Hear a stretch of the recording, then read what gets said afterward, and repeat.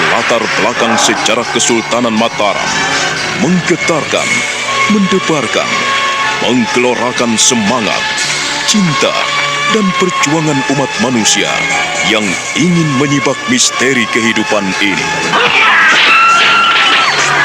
Cerita ini ditulis dan diolah oleh Bu Nergis Muriono, pengarah cerita dan naskah Agung Bahrodi, ilustrasi musik Haris Sabar, teknik dan montase Jamie Mumu, dengan sutradara Ferry Fadli.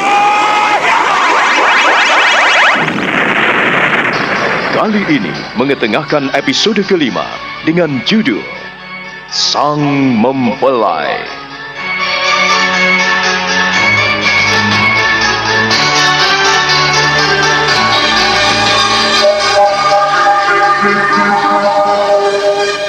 Nini Warih di malam itu susah payah melahirkan anaknya yang kedua. Ternyata bayi yang keluar dari lubang rahimnya lahir sungsang. Yang muncul mula-mula adalah kaki jabang bayi. Sehingga Nyai Siti, si dukun bayi itu terkejut sekali melihat keadaan yang payah itu. Nyai Wulung dan Ki Wulung menjadi bingung dan kalang kabut. Mereka hanya bisa menyaksikan Nyai Siti melakukan apa yang menjadi tugas dan kewajibannya sebagai seorang dukun bayi. Tahan, Duk. Aduh, Gusti. Tolonglah aku. Tahan ya. Tolonglah. Tolonglah. Terus. Aduh, Gusti. Nyuwun tolong. Terus ya. Kumpulkan sekuat tenaga dan tahan napasmu. Iya. Ayo terus, Duk. Kerahkan sekuat tenagamu dan keluarkan. Ayo terus jangan takut. Kau pasti akan mendapat kemudahan. Ayo. Ayo. Gusti, Simba, Bapak. Ayo terus. Nek,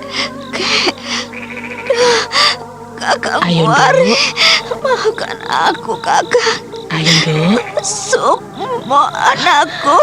Ayo terus, Duk. Terus jangan putus asa. Ayo, tahanlah. Keluarkan seluruh tenagamu. Ayo. Kau pasti akan menjadi seorang ibu yang berbahagia. Ayo. Iya, terus.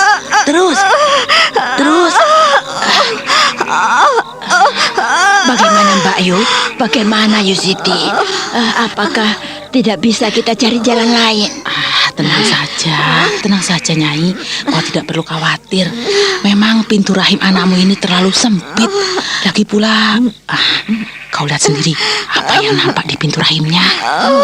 Gusti Jagat Dewa Batara, mudah-mudahan kau memberikan kekuatan pada anakmu. Tolong, Nyai. Tolonglah aku.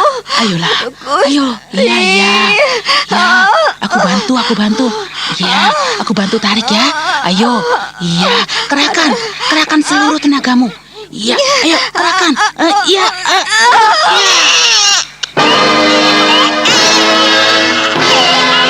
Dengan mengejan dan mengerahkan seluruh tenaganya, akhirnya bayi Nini Warih yang kedua lahir dari pintu rahimnya.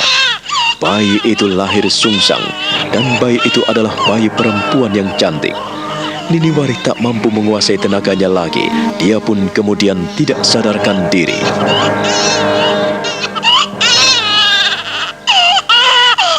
Tolong kau urus mantumu dan aku biar urus jabang bayi ini. Pijatlah pada ibu jari tangannya biar diistirahat. Iya. Dia terlalu banyak mengeluarkan darah. Apakah kau tidak membawa ramu-ramuannya, Nyai? Iya, nanti ku tangani. Untuk sementara waktu tenang saja, dia akan segera baik. Aku sudah terbiasa menghadapi orang-orang yang melahirkan bayi sungsang. Memang Nini Warih selalu begitu. Dulu sewaktu melahirkan anak pertamanya juga begitu kan, Nyai? Itulah yang membuat kami prihatin. Ia selalu saja begitu.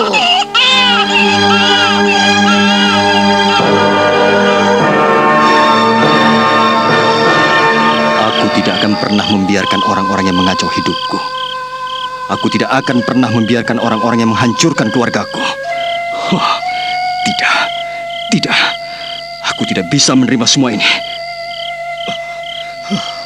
Nini, kau mengkhianati semua ini. Terlalu, sungguh terlalu. Keterlaluan sekali. Ada apa, Ki? Tidak apa-apa. Tidak ada apa-apa, Ronto. Aku selalu melihatmu dalam keadaan gelisah. Mengerjakan sesuatu tidak tenang seperti dulu. Kau seharusnya tak perlu gelisah. Pekerjaanmu masih banyak. Mengapa? Mengapa kau kelimpungan seperti itu, Ki? Aku tidak tahu, Ronto. Beberapa tahun akhir ini, aku tidak mampu melakukan yang terbaik untuk diriku sendiri. Hati dan pikiranku selalu gelisah dan resah sekali. Rasanya tak ada orang yang membantuku. Tak ada orang yang dapat memberikan jalan pemikiran yang terbaik dalam jalan kehidupanku. Ya, semuanya rasanya salah dan salah yang membuat hatiku kecut. Ki, untuk memecahkan suatu persoalan, kau harus memecahkan satu persatu. Kau bahas satu persatu apa yang menjadi persoalan hidupmu. Anakmu, istrimu, ayahmu, ibumu atau siapapun. Atau kawan-kawanmu. Selesaikan satu persatu, Ki. Agar kau kembali bekerja dengan tenang dan kau bisa melangkah dengan baik. Kalau bekerja dengan gelisah, lalu bagaimana hasilnya, Ki? Aku mengerti, Ronto. Tetapi... Kalau hati dan pikiranku resah, aku memilih pulang. Aku tak mau tahu dengan pekerjaanku. Yang penting pulang dulu dan selesaikan masalah. Kalau aku ada masalah dengan teman, ada persoalan dengan kawan-kawan, ku selesaikan dulu dengan kawan-kawanku sampai tuntas. Kalau persoalan kita masih menggantung, akibatnya kita akan menderita sendiri, Ki. Kesana kesini penuh dengan kebimbangan. Terima kasih atas saran-saranmu, Ronto. Terima kasih. Sudahlah. Aku hanya sedikit bimbang. Bimbang karena tidak kumpul dengan keluarga. Bimbang karena... Karena apa, Ki? Karena apa? Kau adalah sahabatku yang terbaik. Biasanya kaulah yang memberikan nasihat kepadaku. Aku bisa mencontoh dari apa yang kau lakukan, Ki. Tapi sekarang, kau nampak limbung. Itulah yang mengganjal di depanku, Ki. Kau tidak perlu merasa khawatir melihatku, Ronto. Anggaplah aku ini seorang manusia biasa yang lumrah, yang pantas menghadapi persoalan dan permasalahan, yang pantas memiliki rasa takut, gelisah, cemas. Jadi kau tidak perlu khawatir akan diriku. Sudahlah, tolong tinggalkan aku sendiri.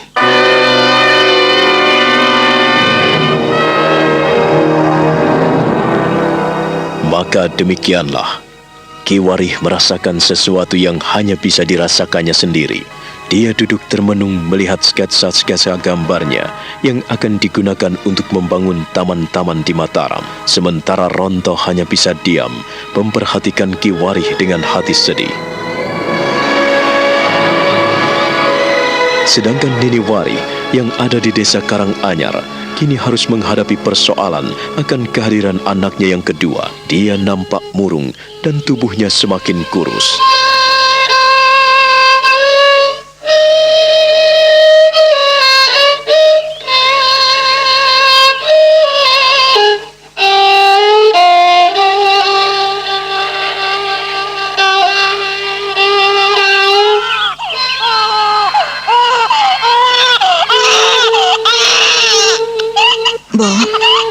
Bagaimana seandainya aku ikut saja ke kereta? Ikut kau, Bo. Jangan, Dok. Kau kan telah menjadi tanggung jawab suamimu. Lagi pula kau punya anak kecil lagi. Kau jangan ikut Simbo. Nanti apa jadinya? Apa kata orang apabila kau ikut tinggal bersama orang tuamu? Jangan-jangan para tetangga pada usir memperbincangkan dirimu. Ki Warih sudah tidak bisa memelihara istrinya. Dia dipulangkan. Ya, istrinya dipulangkan kepada kedua orang tuanya. Kau harus memikirkan hal itu, Ndo. Aku telah memikirkannya, Mbok. Tetapi bukankah Kakang Warih sudah tidak mau tahu lagi denganku? Ia sudah tidak mau pulang lagi ke sini. Siapa bilang seperti itu? Siapa bilang begitu, Ndo? Bukankah suamimu bekerja di Mataram? Dia itu seorang seniman, seorang dalang, seorang juru taman yang dipercaya oleh Kangjeng Sinuwun. Kecuali kalau Kangjeng Sultan tidak mempercayai suamimu lagi, kau boleh bicara seperti itu. Tapi bukankah dia adalah suamimu yang bertanggung jawab? Ingat, kau masih punya anak kecil. Terus terang, Mbok, aku mulai tidak betah tinggal di sini. Mertuaku rasanya juga kurang ramah lagi menanggapiku. Mereka seakan-akan menyalahkan aku, Mbok. Alah, itu kan hanya perasaanmu saja. Kakang Wulung atau Mbak Yu Saya pikir mereka baik. Mereka perhatian sekali kepadamu. Kalau tidak perhatian, mana mau memeliharamu di sini tanpa ada suamimu. Kau jangan berpikiran buruk, anakku. Kalau kau menuruti hawa nafsumu, kau mengikuti perasaanmu, maka kau tidak akan betah tinggal dimanapun. Kau tinggal sama Simbo, akhirnya kau juga sama. Kau tidak akan betah karena kau merasa bersalah.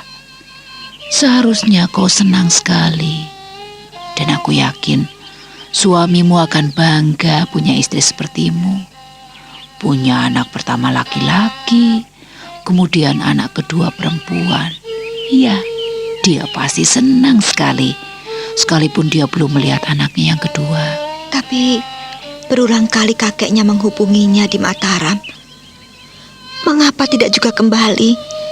Bahkan kakeknya tidak pernah menjumpai di mana ia tinggal. Kakek Wulung tidak pernah menjumpainya di Mataram. Bahkan kakek Wulung mencarinya ke Krapyak juga tak ada yang tahu. Kakang Waris sengaja menghindari diri, menghindarkan pertemuan dengan orang tuanya. Dia marah padaku. Pasti marah padaku, Mbok. Mengapa harus marah? Aku sungguh tidak mengerti permasalahanmu, Nduk. Ada apa di balik semua ini? Seorang suami tidak akan pernah marah apabila tidak ada sebab musababnya. Ada apa sebetulnya toh? Tidak ada apa-apa. Hanya saja Kakang Waris tidak mau pulang lagi. Aku lebih baik ikut denganmu, Mbok. Tidak. Simbo tidak akan menerima kehadiranmu, Nini. Apabila kau tidak menjelaskan sesuatu dengan jelas, atau waktu kau pulang, kau berlaku kasar kepadanya. Kau tidak memperhatikannya. Tidak, Mbok. Aku selalu berbuat baik kepadanya. Aku melihat ketidakjujuran di kedua matamu. Berterus teranglah pada Simbo. Aku ini ibumu. Katakan terus terang. Ingat, busana seorang perempuan adalah kepribadiannya, kejujurannya, dan kesetiaannya. Kejujuran, kesetiaan, dan kepribadiannya merupakan 3 hal yang harus ada padamu. Kalau salah satu kita abaikan, maka kita sulit dipercaya oleh suami kita. Mbok, kau menyalahkan aku. Aku tidak menyalahkanmu, Nini. Aku tidak menyalahkanmu. Tapi Simbo ingin kau berterus terang sedikit saja pada Simbokmu. Aku ini yang mengandung dan melahirkanmu. Aku juga yang memeliharamu hingga kau besar dan dewasa. Hingga ada laki-laki yang meminangmu. Aku tahu siapa dirimu. Aku tahu bagaimana sifat-sifatmu dan bagaimana tingkah lakumu. Kau tidak seperti ini kalau kau memiliki kejujuran. Kau tidak takut seperti itu kalau kau tidak menyimpan sesuatu di balik semua ini. Kejujuran adalah kekuatan seseorang untuk mengatakan sesuatu dan untuk melakukan segala sesuatu. Nampaknya kau mulai tidak jujur pada Simbo. Nini Warih tidak berani membalas tatapan mata ibunya yang berapi-api.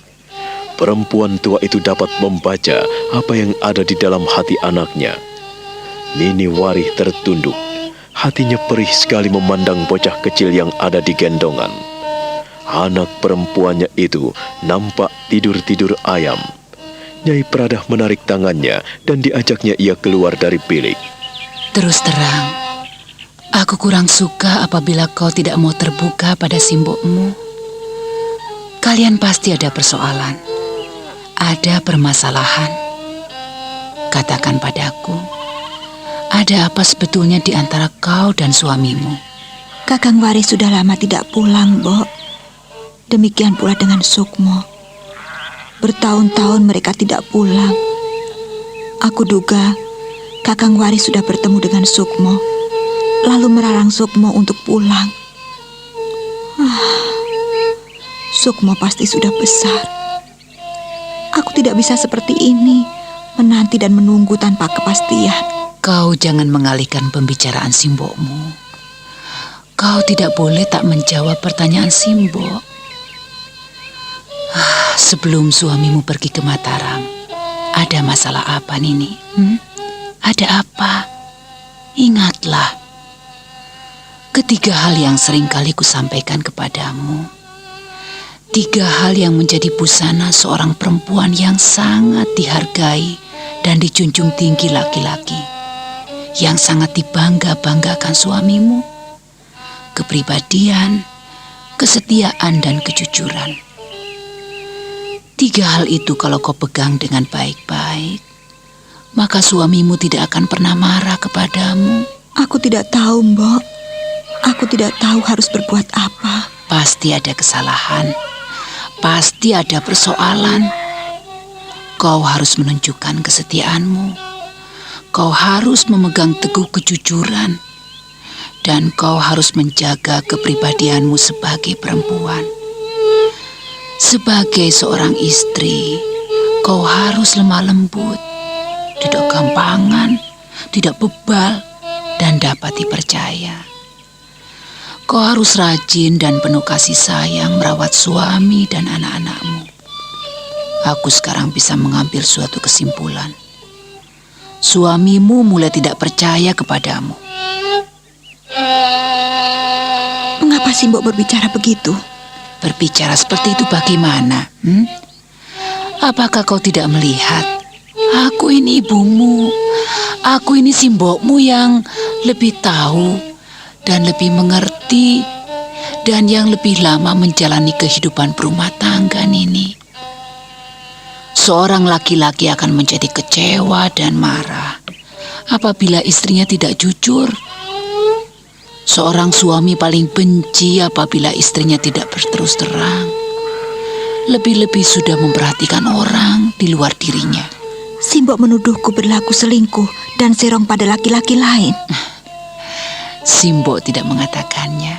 Kau sendiri yang bilang. Mbok, Pasti suamimu menganggap kau sebagai perempuan gampangan. Kau pasti dianggap bermain-main dengan laki-laki lain selama dia bekerja di istana. Inikah pertanyaanmu beberapa tahun yang lalu menanggapi kehadiran laki-laki lain? Simbo masih ingat. Simbo masih jernih. Sebelum Prihatin lahir, bukankah kau pernah bertanya pada Simbo tentang kehadiran laki-laki lain di dalam rumah tanggamu? Simbo jadi curiga padamu. si Mbok menuduhku aku tidak setia pada Kakang Wari. Kalau melihat dari sifatmu, melihat dirimu sejak kecil, kau tidak punya sifat seperti itu. Kau adalah seorang perempuan yang lemah lembut, Nuk. Tidak gampangan, tidak bebal dan dapat dipercaya. Kau rajin. Kau penuh kasih sayang dalam melakukan apapun. Kau seorang perempuan yang berkepribadian. Tapi aku tidak tahu apa yang telah terjadi kepadamu setelah kau berumah tangga. Aku tidak tahu. Nini Wari seperti keluh. Dia tidak mampu berbicara apapun di depan ibunya. Dia sedih sekali membayangkan peristiwa-peristiwa mengerikan yang dialaminya bersama Kolo Cokro. Dia percaya bahwa ia melakukan semua itu karena di bawah pengaruh sihir Kolo Cokro. Dan dia tak mungkin menceritakan masalah itu pada ibunya. Simbo tidak tahu apakah kau pernah menyeleweng atau berlaku selingkuh. Simbo tidak tahu. Tapi biasanya yang melukai hati lelaki adalah perempuan yang meladeni laki-laki lain. Itu yang menyakiti hati suamimu. Hati laki-laki manapun akan menjadi panas apabila perempuannya meladeni laki-laki lain. Inilah, Nduk. Inilah yang menyebabkan Simbo berulang kali berpesan kepadamu agar kau tidak meladeni laki-laki lain. Bahkan berbincang pun pantang bagi seorang perempuan dengan laki-laki yang bukan menjadi pasangannya. Pasti kau abaikan semua nasihat Simbokmu. Si Mbok nampaknya yakin kalau aku berlaku selingkuh dan nyeleweng. Aku tidak menuduhmu. Aku tidak menghakimimu. Kalau kau berlaku selingkuh atau nyeleweng, tidak. Simbo tidak pernah menuduhmu seperti itu. Tetapi satu hal yang Simbo ketahui, Bukan karena Simbok mengada-ada, tapi ini merupakan pengalaman Simbok ketika Simbok hidup bersama dengan ayahmu. Bapamu itu paling marah sekali apabila Simbok bicara dengan laki-laki lain. Bahkan dia tidak suka kalau ada laki-laki lain datang ke rumah, sementara dia tidak ada. Oh, bapakmu itu seorang pencemburu, Ndok. Tapi dia benar, karena ia tak ingin berurusan dengan orang lain. Nini, apakah kau pernah berhubungan dengan laki-laki lain selama suamimu ada di Mataram? Jawablah dengan jujur. Tidak, aku tidak pernah berhubungan dengan siapapun, Mbok. Aku selalu ada di rumah. Sekali lagi, Simbok bertanya kepadamu. Jawablah dengan jujur. Apakah kau pernah berhubungan dengan laki-laki lain selama suamimu ada di Mataram? Tidak, aku tidak pernah berhubungan dengan laki-laki lain, Mbok. Nini anakku, selama suamimu ada di Mataram, pernahkah ada pria lain yang mengganggu rumah tanggamu? Karena 3 kali menanyakan hal yang sama, membuat hati Nini Warih makin sedih dan pilu. Dia bukannya menjawab lagi, tetapi menunduk dan terisak-isak menahan tangis. Menahan air matanya yang ia bendung di pelupuk matanya.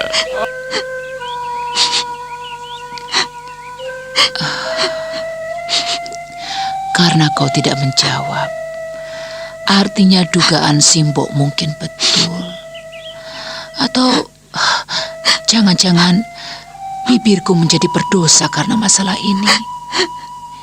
Kita perlu bicara antara kau, suamimu, dan aku. Aku ingin tahu apa yang terjadi di antara kalian. Rasanya tidak perlu, Mbok. Tidak perlu. Ini masa depan anak-anakmu. Ini masa depan rumah tangga, dan ini masa depan keluarga kita, Nduk. Tapi Kakang Wari tidak mau terbuka lagi padaku, Mbok. Dia sudah menghindarkan diri. Dia tidak mau datang lagi ke sini. Dia terus menetap di Mataram. Bahkan menahan Aji Sukmo agar tidak menjumpai aku lagi. Iya. Itu kesimpulanmu yang pertama.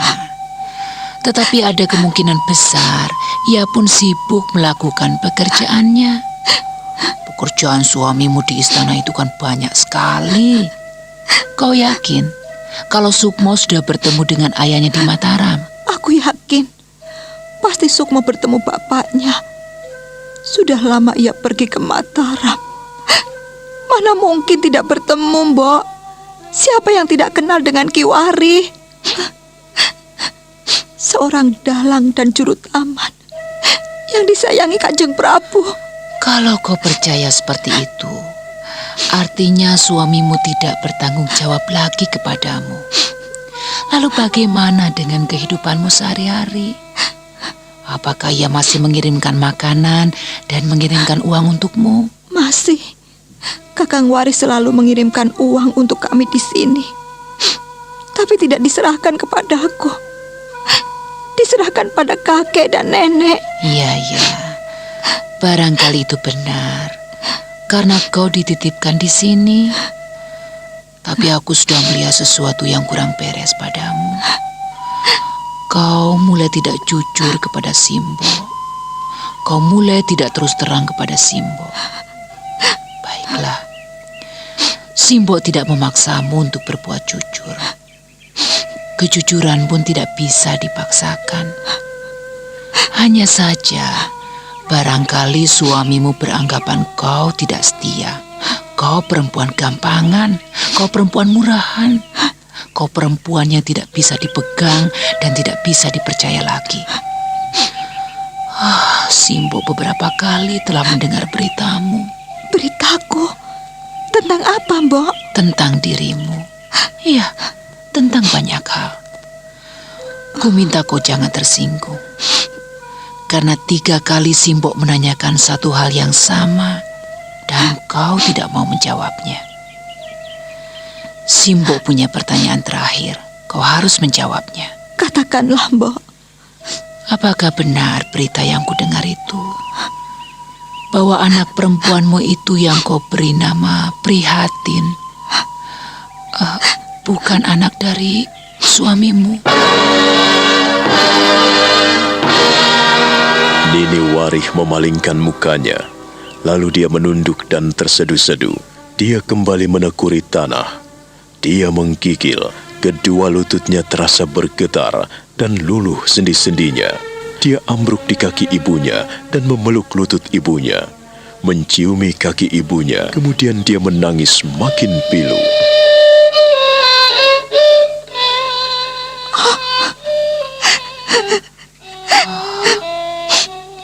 Jadi benar, selentingan-selentingan yang kudengar selama ini, bahwa anakku tidak setia lagi. Ia mengandung anak yang bukan anak suaminya.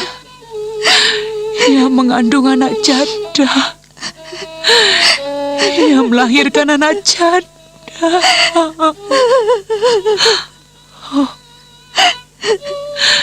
Itukah jawabnya? Sehingga suamimu marah sekali dan dia tidak mau pulang.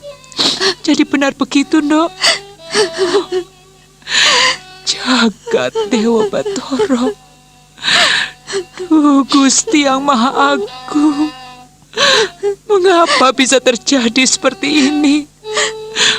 Pantas apabila suamimu tidak mau menerimamu lagi, karena kau telah menyerahkan tubuhmu pada laki-laki lain. Ini. Mengapa bisa seperti itu kau lakukan, Dok? Mengapa kau lakukan semua itu? Kenapa kau lakukan seperti itu, Dok? Apakah kekurangan ware? Apa, Dok?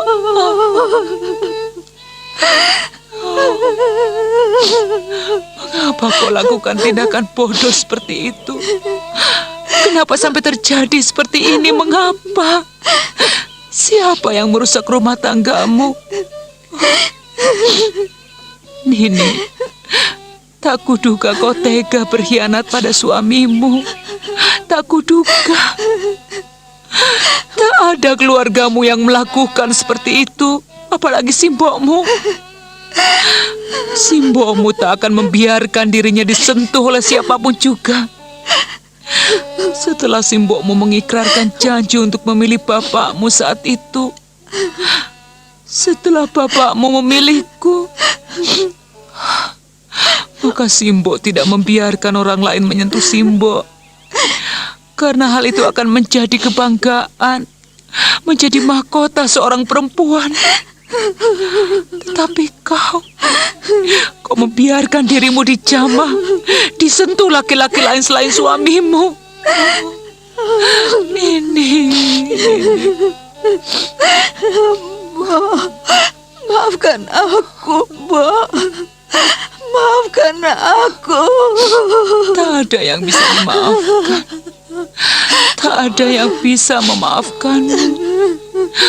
Kalau kau sendiri tidak memaafkan dirimu sendiri, kalau kau tidak memelihara dirimu sendiri, kalau kau tidak menghargai dirimu sendiri, mana mungkin orang lain memaafkanmu? Mana mungkin orang lain mengampunimu? Oh, di mana harga dirimu, Nini? Di mana? Oh. Nyai Pradah ikut menangis pilu. Hatinya masgul sekali. Nini Warih makin pilu, menangis dan meratap di kaki ibunya. Air matanya membanjir di kedua pipinya, bahkan membasahi ujung kaki dan ujung kain ibunya. Mbok, maafkan aku. Maafkan aku, Mbok. Tak ada yang bisa dimaafkan. Itu kesalahan besar. Itu kesalahan yang di luar batas. Maukah Mbok? Kau percaya kepadaku, Mbok? Percaya bagaimana? Kau telah menyeleweng. Kau telah berlaku selingkuh. Setiap laki-laki akan merana hatinya, akan hancur jiwanya, Nini. Apabila pasangan hidupnya tidak bisa dipercaya lagi. Sekarang aku bisa mengerti mengapa suamimu tak mau pulang dan tak mau menjengukmu.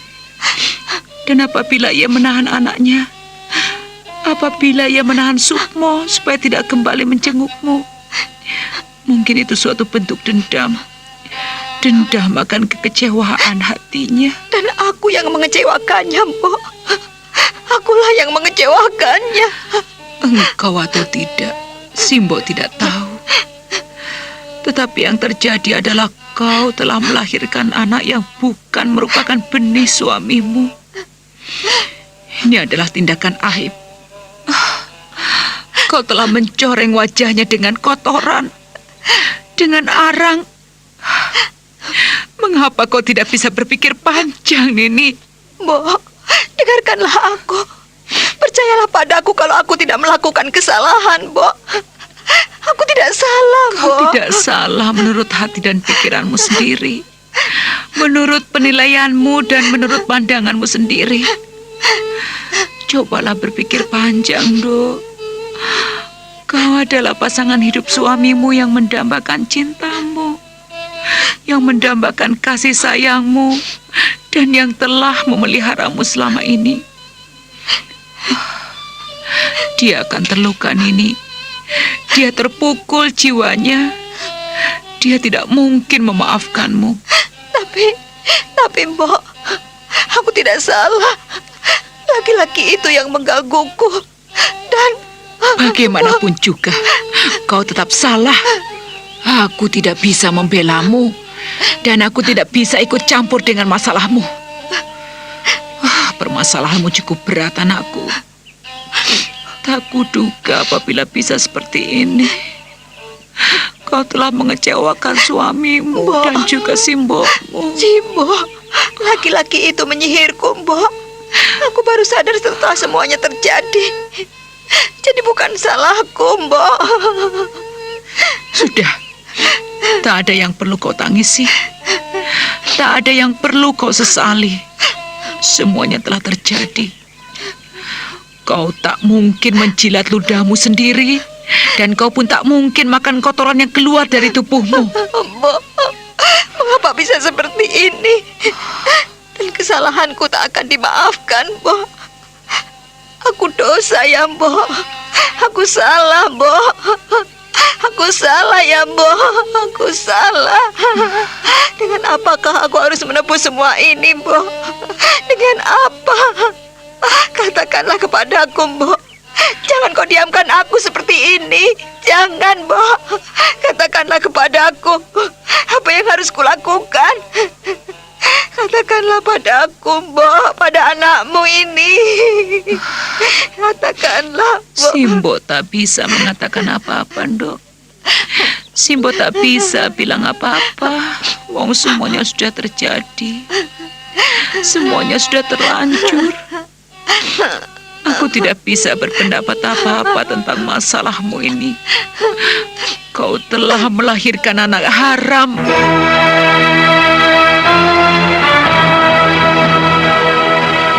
Nini Warih tak mampu berbuat apa-apa lagi selain meratap di kaki ibunya.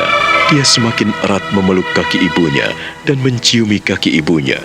Nyai Pradah berusaha menahan diri dan membendung air matanya yang satu persatu jatuh di kedua pipinya yang mulai mengeriput.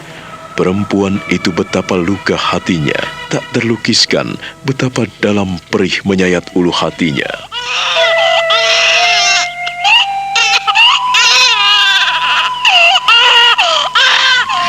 Tak ada yang perlu disesali. Tak ada yang bisa dibatalkan dari apa yang telah kita lakukan. Sudahlah, jangan menangis. Susuilah anakmu. Susuilah dia. Kasihan. Mungkin ia haus atau ikut sedih mengetahui isi hatimu. Kasihilah anakmu. Simbo tak bisa berbuat apa-apa mengenai hal ini. Lekaslah. Susui anakmu agar ia tidak menangis. Sayangilah dia. Dan kau memang benar apabila memberi nama bocah itu prihatin. Karena kau menanggung penderitaan. Kau menanggung sengsara atas kehadirannya. Aku minta jangan kau benci anakmu, Susui Landu. Lekaslah, Susui. Mengapa kau tidak beranjak dari kakiku? Ayo bangkitlah, susui anakmu. Susuilah anakmu, Ger. Susuilah. Tenangkan anakmu. Sudah, Simbok mau pulang. Ayo susuilah. Simbok jangan pulang dulu. Temui aku, Mbok. Aku ingin berkemas-kemas sebentar. Aku ikut Simbok. Aku ikut pulang, Mbok. Izinkanlah. Kau jangan berbuat salah untuk yang ketiga kali. Kau jangan mencobai orang-orang yang ada di sekelilingmu. Dengan kehadiran prihatin, kau telah mendapat malu. Ingatlah itu. Jangan membuat aib baru, Ndok. Dengarkan Simbokmu. Kalau kau tidak mau mendengarkan Simbok, Simbok lebih baik mati saja. Mbok, kau di sini dulu. Jangan pulang, Mbok. Iya, aku tak ikut Simbok pulang. Aku tidak ikut. Tapi Simbok di sini. Siapa yang menemaniku, Mbok? Siapa? Ada ibu dan bapak mertuamu. Kau tidak perlu bersedih. Bapak dan ibu mertuamu sayang sekali kepadamu. Kau tidak perlu khawatir. Cepat sana susui anakmu.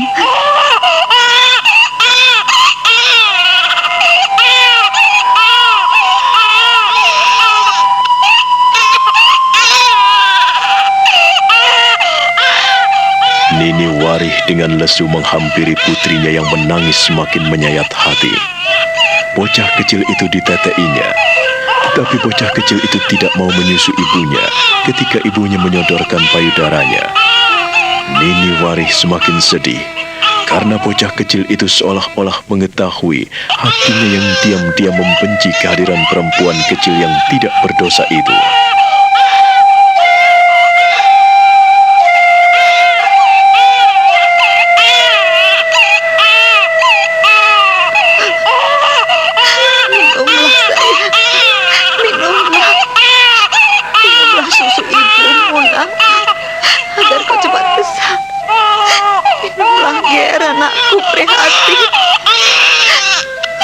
Prihatin anakku. Menyusulah, Ger. Jangan kau buat aku ini menjadi sedih. Menyusulah, Ger, anakku. Ayo. Walaupun masih bayi, ia memiliki roh dan hati yang paling suci. Seorang bocah yang kecil amat peka terhadap apa yang ada di sekelilingnya. Demikian pula terhadap hati ayah dan ibunya. Lebih-lebih kau yang menyusuinya. Kalau sampai anakmu tidak mau menyusu padamu, artinya ada yang tidak beres. Bocah kecil hanya mau menerima apa yang tulus dari ibunya. Minumlah, Ger. Minumlah anakku. Ayo. Karena bocah kecil itu tetap menolak uluran kasih sayang ibunya, maka Nyai Pradah terketuk hatinya. Dia menghampiri orok kecil itu, lalu menggendongnya.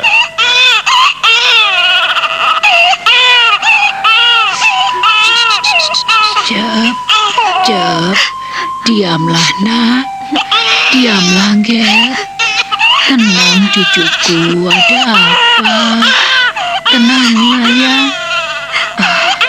Jangan menangis. Ini nenek. Jangan menangis ya.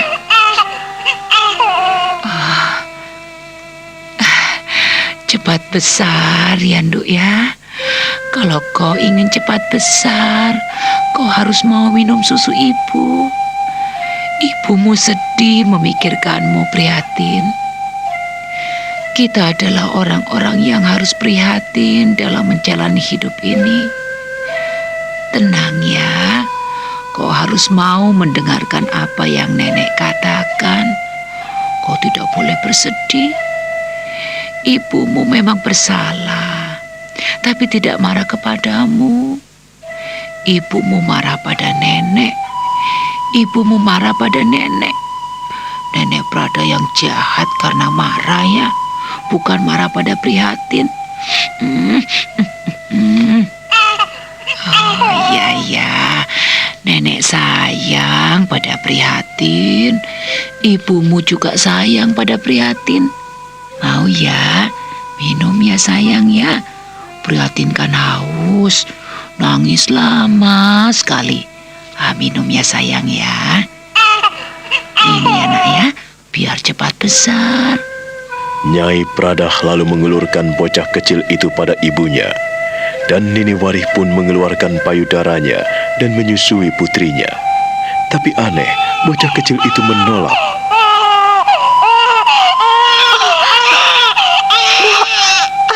Bo, bagaimana ini, Bo? Kenapa perhatian kamu menyusu? Kenapa, Bo? Tenangkan hati dan pikiranmu, Dok. Bocah kecil bisa merasakan apa yang ada di dalam hati dan batin orang tuanya. Sayangilah dia setulus hatimu. Sayangilah anakmu. Jangan kau sia-siakan bocah kecil yang tak berdosa itu. Jangan kau simpan perasaan dendam dan benci.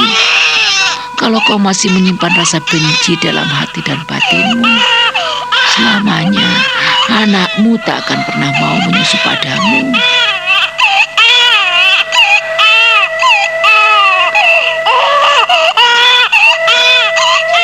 Nini Warih tersentak karena bayi mungilnya meronta dari pelukannya.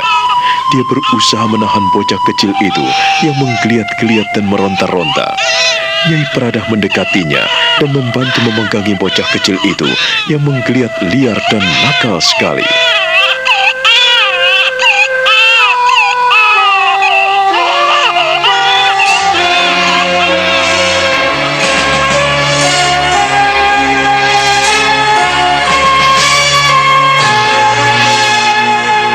Nah, bagaimana kisah selanjutnya?